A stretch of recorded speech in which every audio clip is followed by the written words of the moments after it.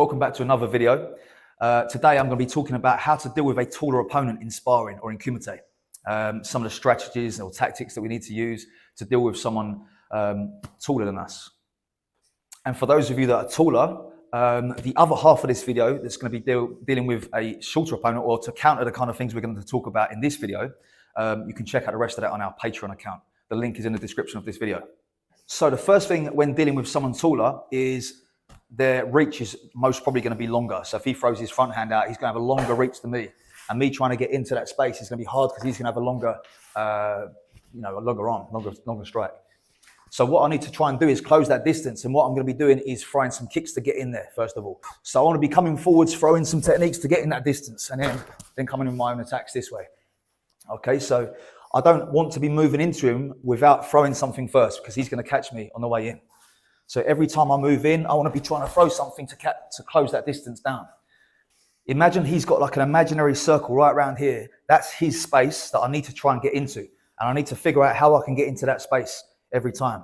So I want to test him, see what he does, see what kind of reactions he makes. If I see him flinch a little bit with that upper hand, as here, I can maybe come in with a head punch first and come over this way, try to get him sort of reacting or something. But for me, most of the time, it'll be a kick to lead with, and it'll be a longer kick, like maybe a back kick or a front kick, where I can get some distance. I can cover my head up a little bit and throw those kicks from here so I can try and close that distance down. So the second thing I want to think about is trying to get in to his space again. But obviously, if I move straight in, he's catching me with those front hands. So what I want to try and do now then is, as I'm approaching, I want to be trying to cut off the line, trying to cut the angle, cutting at an angle, sorry.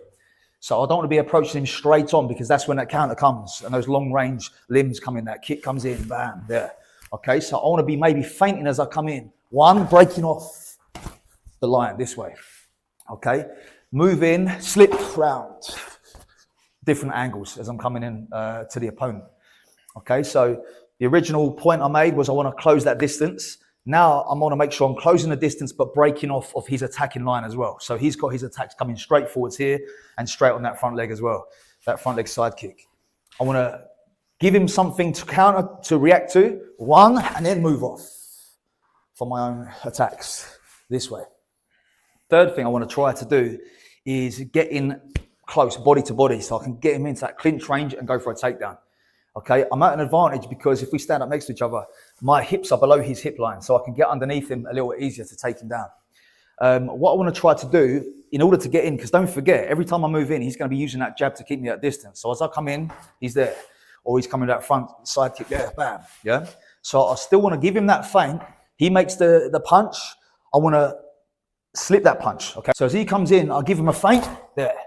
Now on his retreat from that, or maybe he's going to throw a second punch, whatever, it doesn't matter too much now. He throws a second punch in, I'm going to be moving into him this way, okay? So whatever happens, if he throws a single, I'm slipping and moving in close this way to get in close range to the body. If he throws the double, it still works. I feint, he counters, I still move in underneath, okay? And I'm underneath, ready for that takedown. There, okay, getting underneath his hips. So I'm giving him something to counter first. Oh, that's it.